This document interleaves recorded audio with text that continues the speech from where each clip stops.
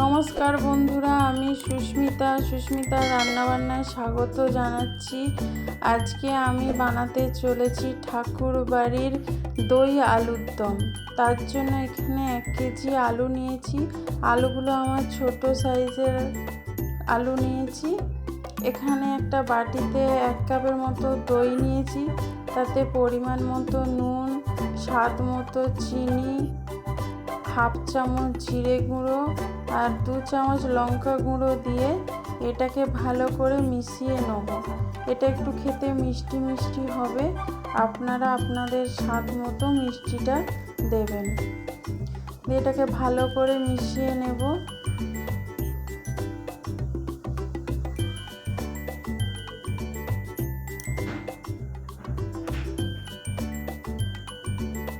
কড়াতে তেল দিয়েছি, তেলটা গরম হয়ে গেলে এতে একটু নুন আর একটু হলুদ দিয়ে দেবো। এর মধ্যে এবার সেই সেদ্ধ করা আলুগুলো দিয়ে দেবো, দিয়ে ভালো করে ভেজে নেব।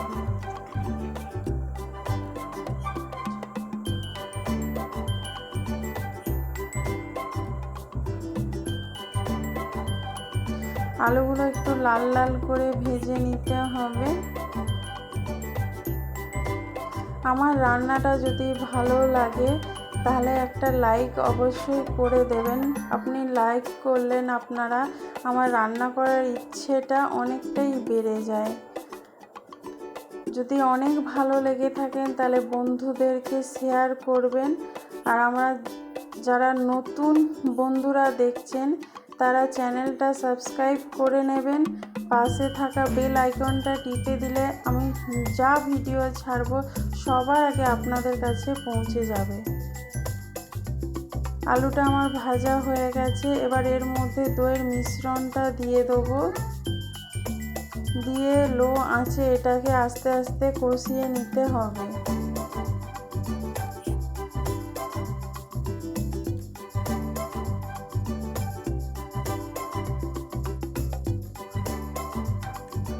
আলুটা আমার কষানো হয়ে গেছে।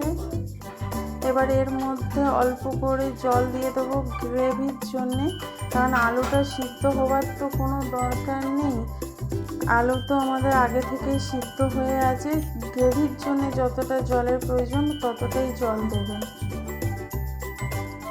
এখানে আমি ভাজা মশলা করে রেখেছিলাম, সেইটা দিয়ে দেবো, জিরে, ধনে, লঙ্কা গুঁড়ো।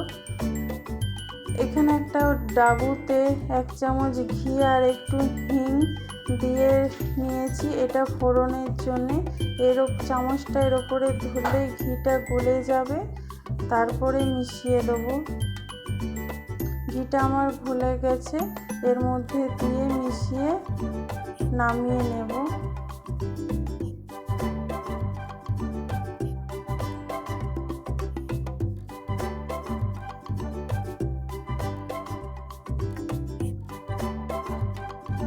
এই রান্নাটা যদি ভালো লেগে থাকে লাইক, কমেন্ট, শেয়ার করবেন আর চ্যানেলটা সাবস্ক্রাইব করে আমার পাশে থাকবেন।